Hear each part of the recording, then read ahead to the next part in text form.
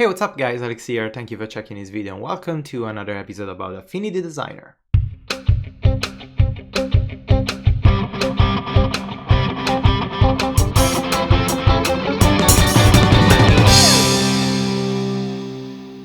So let's continue the work on our Turnip Man. In the previous lesson we finalized sort of the basic shape and we like it, how it looks and how like the approach that we're gonna do and we're doing. Right now what we have to do, we have to start applying some details. What I like to do at this step, I want to work on the strokes and all the black parts that don't require any color or any gradient or anything weird. So in order to do that, my approach, my technique is the following. First, I block the fillings layer so I avoid to accidentally click it or like drawing on top. I reveal again the basic drawing that I used as a starting point, and then I reduce a little bit the opacity of the top layer around like 50%. The bottom layer can remain at 30% as we had before, or we can push it a little bit higher.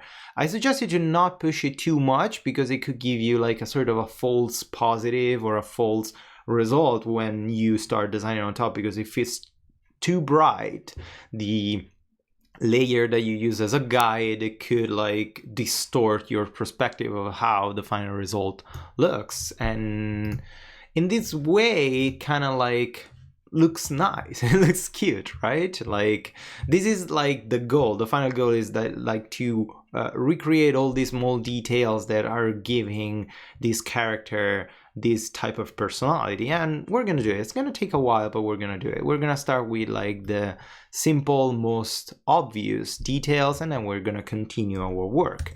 So let's create a new layer. Let's name this layer strokes, or just simply strokes. And let's right click properties, and let's give it a color like a bright orange color. Yes, I like it that way. Perfect.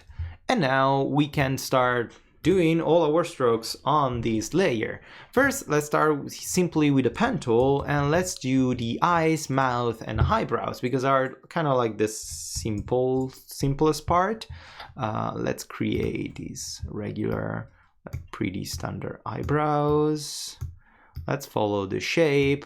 All these stuff like how to use the pen tool or the pencil tool, I already created some tutorials, some really quick and small introductions tutorial on how to manage this tool. So if you don't know what I'm doing, if you don't know how I'm using it, I suggest you to go back in this tutorial series and see the first videos where I explain how to use these tools. But this is pretty standard work, it's nothing extreme. What I suggest you to do in this case when we have this type of shapes here is to start from a haircut. If you don't have a haircut, like in this case in the eyebrows, and you have all like round shapes, I suggest you to start with click, drag and drop this starting point in order to not have a haircut. So in order to have the first point, the first vertex directly with a curvature and with some handles that you can control in the future. This is like a quick suggestion to make it easier then in the future to follow the shape or edit the shape in next steps and stuff like that. So let's continue our work on these beautiful eyebrows. Is like Turnip Man is looking so sexy. And now that we did this fantastic eyebrows, look at this. Oh my god. Let's fix it a little bit. Okay, let's say that it's kind of okay. Okay, we can still edit it in the future, it's not a big deal. For the eyes here, because we have this kind of weird shape, it looks like a circle, an ellipse, but then we have these parts that go inside. We can do it in a couple of ways, or we can just simply do an ellipse and then put a white on top, or we can change the shape and make it something custom. When our basic shape, it resembles a lot a default shape of the software, I usually avoid to make it like manually. So start like doing the shape and then cut it here and then manually do this, because as you notice, it it's kind of hard. We're gonna spend a lot of time to fix it and make it look proper, like to follow the proper shape, and I don't want to do that. I mean, you could do it, we have it, there you go, but like a quickest approach or a quicker approach that you could use is just to use a regular shape of Affinity Designer. So let's create an ellipse.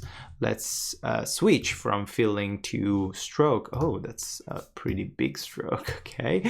And then you can rotate it to put it in the position and the situation that we want.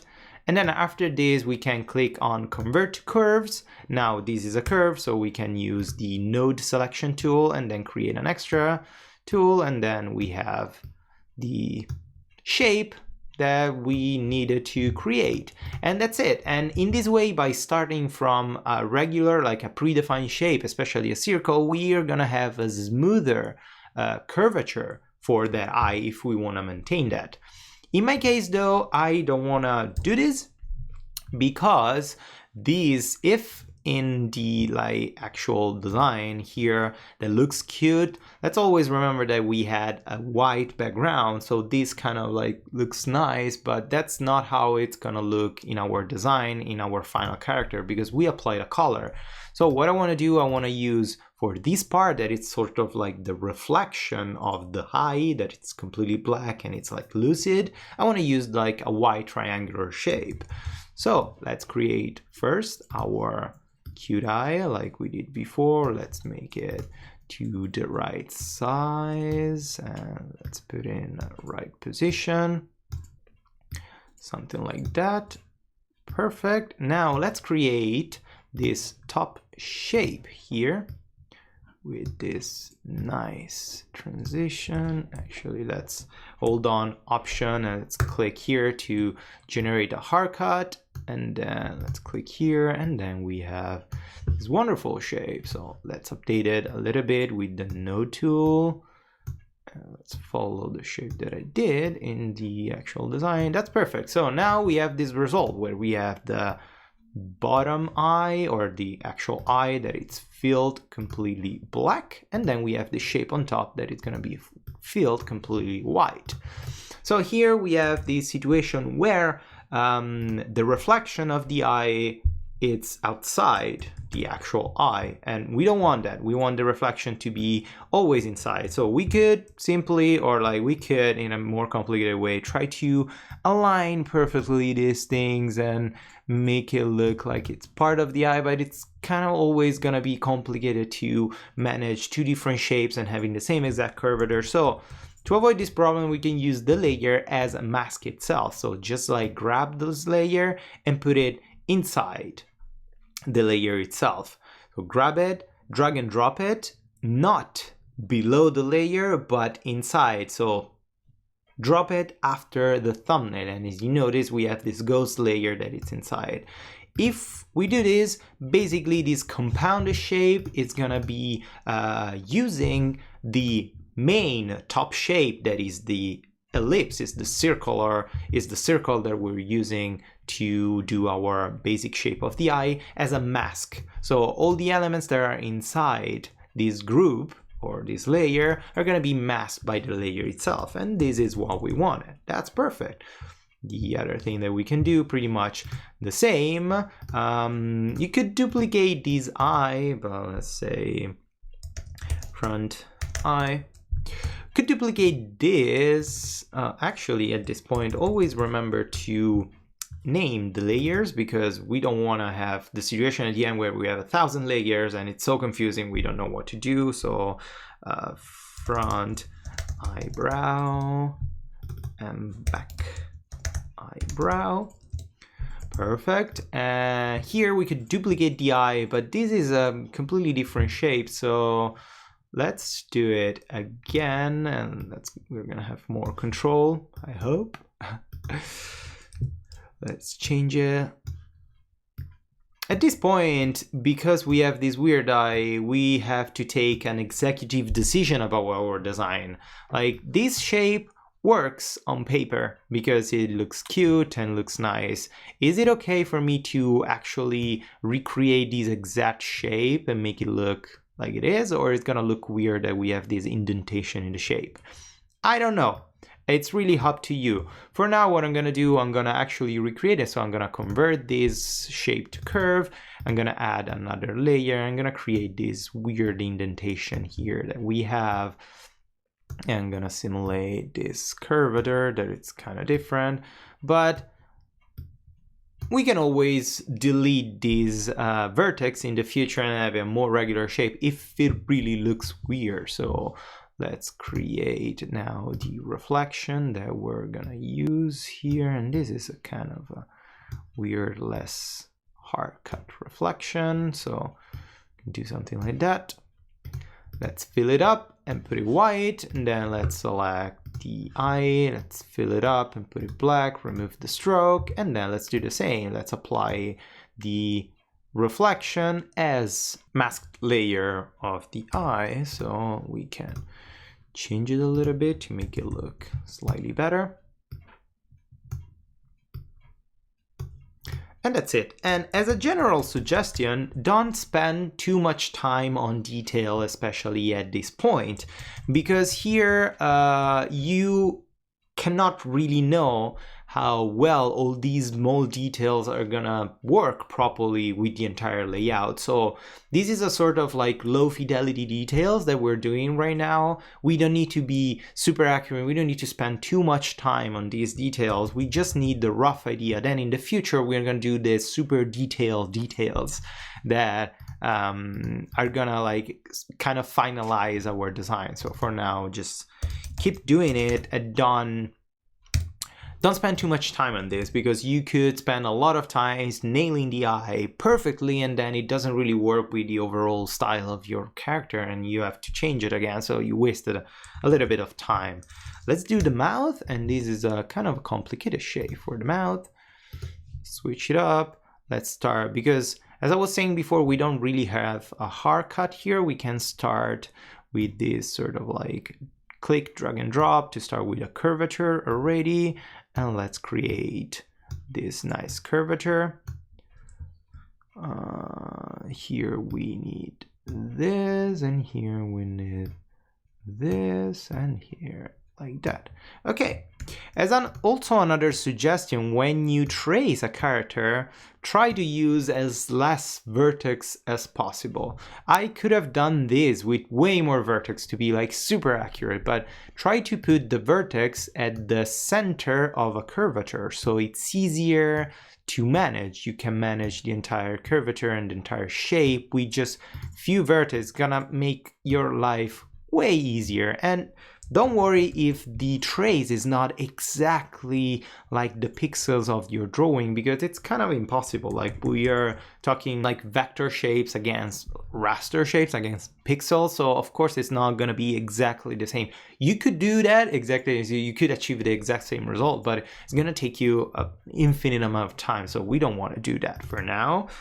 Let's rename this layer mouth and let's fill it up black. That's perfect. Look at that. Starting to look beautiful. Let's fill it up, opacity 100%. So cute. Sorry. Okay, now it's time to start doing some external stroke. And to do the external stroke, because our character is kind of complex. Oh, actually, let me do the belly button because it's like similar to the mouth.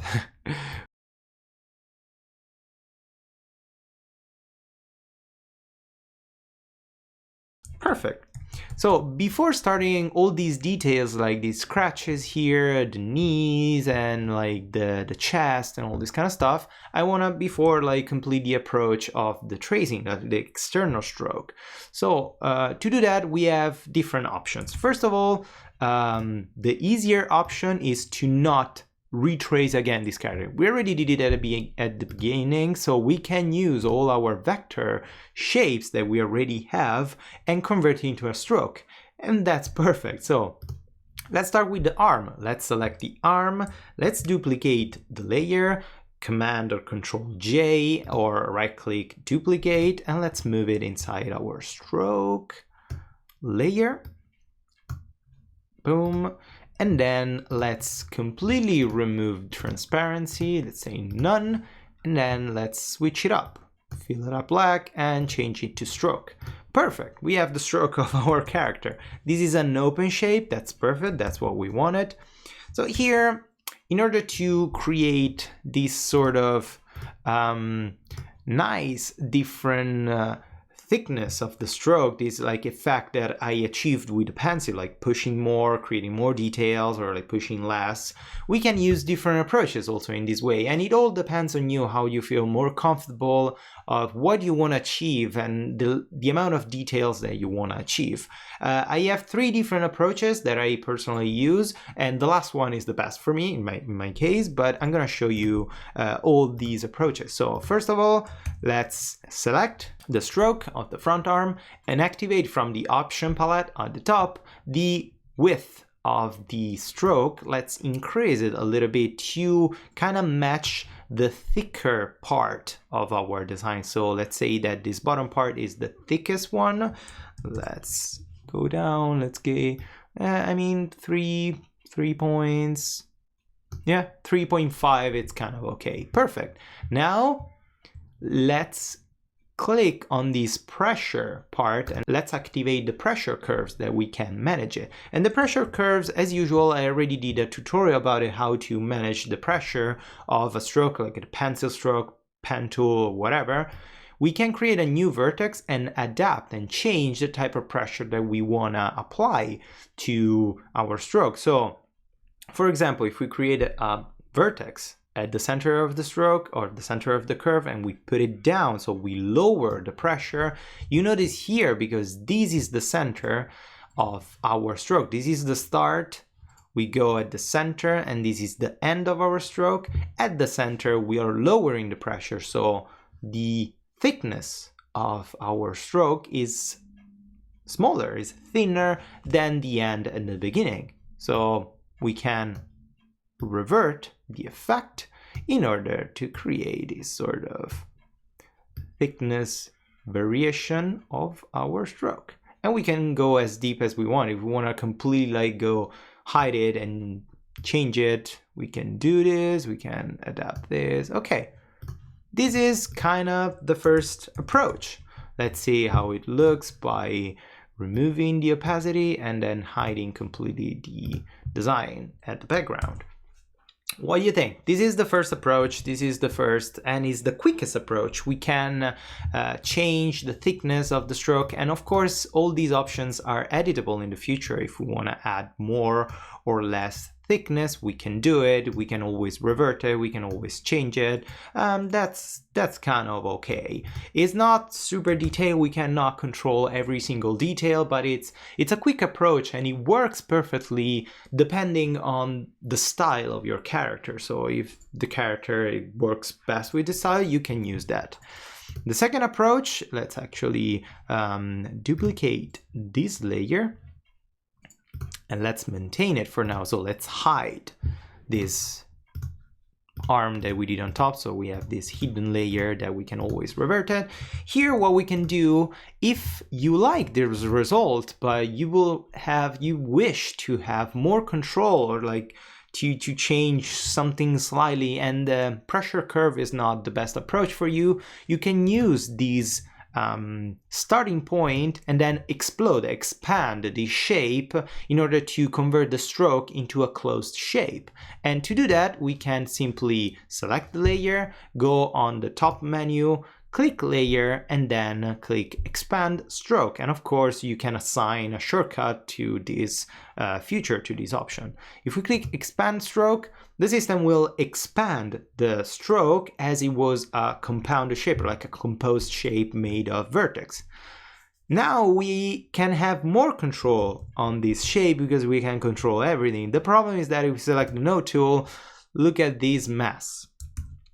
This approach is kind of good because now we can really control everything. Like I want a little bit thicker here, and then I want a little bit thinner here, and all this kind of stuff. We can totally do this. I want this to be slightly thicker on top. I don't know, if we want to control all these small things, we can do it because now we have all the vertex. But this is kind of insane because we have so many vertex that can create some issue. If you want to be really really detailed, this is your approach. You're gonna spend thousands of hours of detailing everything, but at least, hey, you have full control of everything, and you can always kind of like delete some extra layers or some extra vertex that you don't care, but it's still gonna take you a lot to manage and control everything.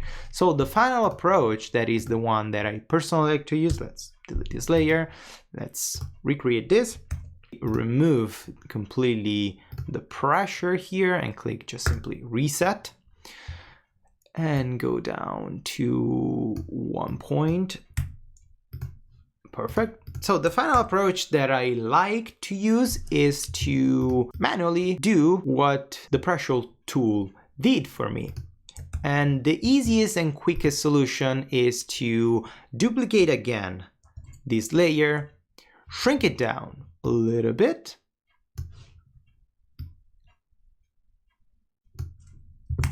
and merge these two layers together. Select the two layers, select the two vertex that we want to merge, we want to join, and let's use this button, this action in the top part of our window to join the curves.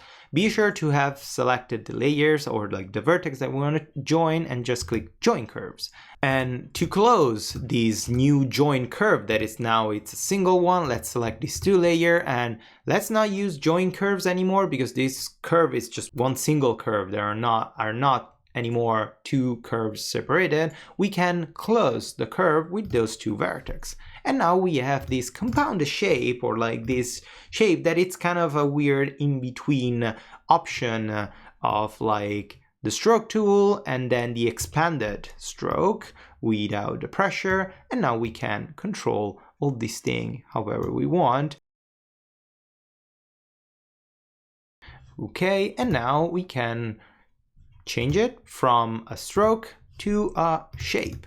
So basically the result that we have right now, it's sort of similar to the expanded shape when we expanded the stroke, but we have way less vertex than before, and it's easier to control, it's easier to manage. We can have less detail, but we can always add vertex in order to manage and create this sort of like more details and more accurate shape that we want. But it's always easier to add one vertex and create a variation than to delete 100 vertex to remove complexity to our shape. So personally, I like this approach, and that's the one that I suggest you to use. But of course, you don't have to follow my approach.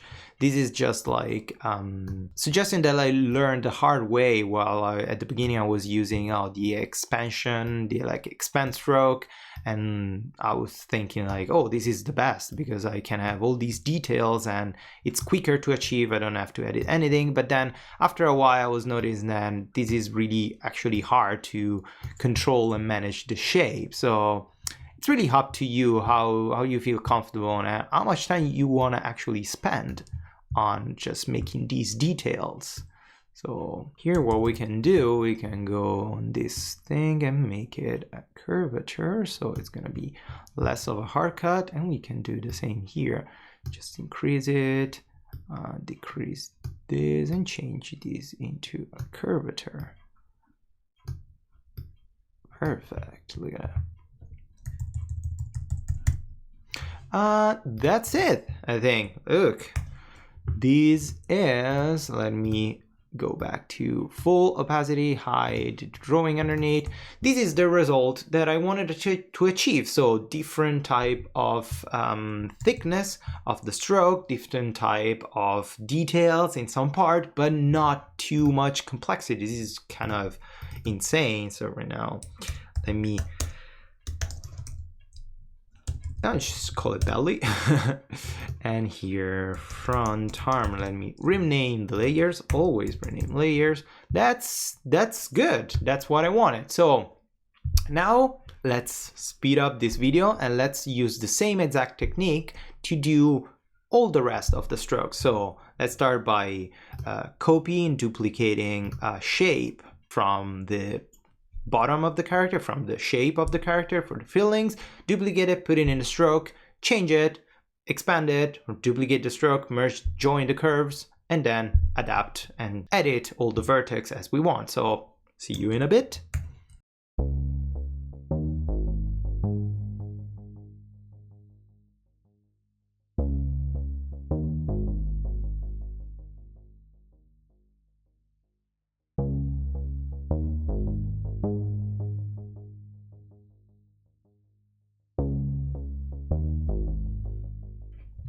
So at this point for the body, because it's already a closed shape, what we can do in order to merge it, unfortunately we cannot just select the two layers and like we did before, just join curves, because these curves are already closed. So we have to combine the two shapes in order to exclude the parts that we don't want to use.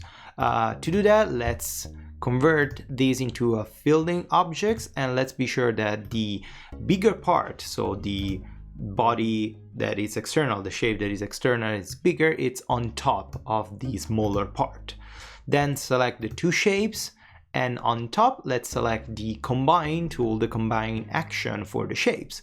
By clicking that, the software will exclude the shapes that are on top of each other, like the part that is on top of the bigger part, a smaller part that is on top of the bigger part. So it's gonna create like a hole in between, and we're gonna have the result as this combined curve that it's a single curve, and it's maintaining all the vertex that we defined before. So now we can control it however we want.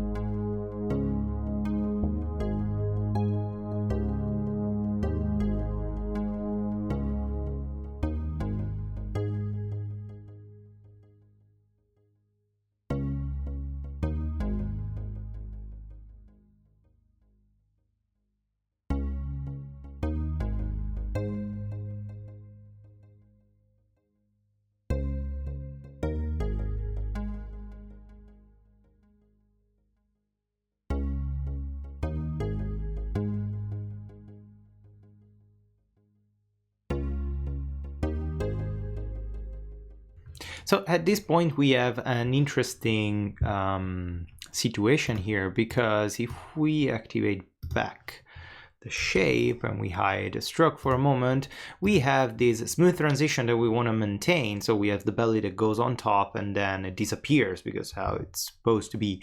But if we reactivate the stroke, of course the stroke completely goes on top. So what we have to do, we have to open this shape and create that exact transition. So what we can do, we can simply re-explode, like divide these two shapes and open it and then join it again.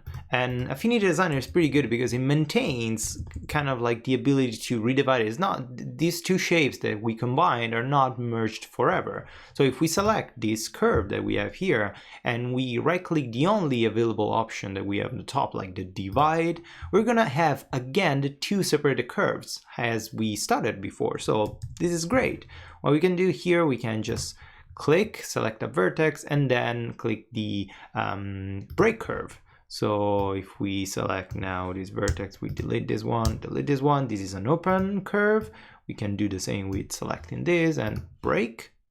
Select the two extra vertices that have been created, and now these two shapes are open. What we can do, we can join them together. Let's select these two vertices that are closed, and then click join curves. And that's it. Now we have this open shape, and these two, we don't have a vertex, so we can select these two and just click close curve, and now we have a closed curve. Perfect.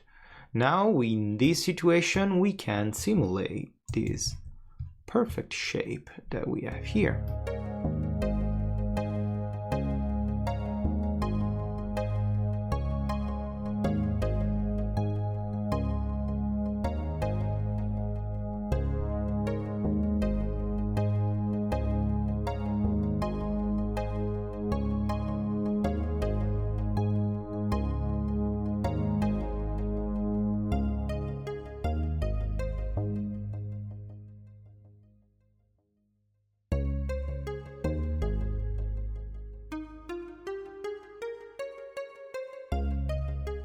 Here, same kind of situation as before. We have this part that doesn't have to be visible. I mean, we could split this part and put it underneath the shape, but then it's gonna create some weird issues. So the easy solution is just to open this stroke here and just like cut it out.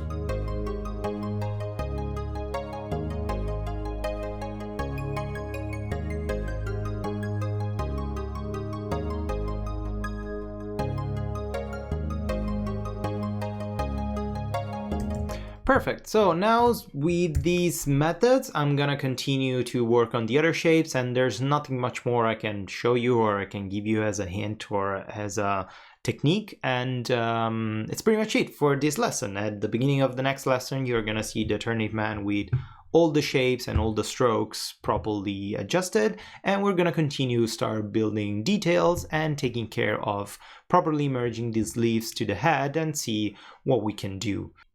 So thank you guys for watching, and I talk to you in the next video. Bye!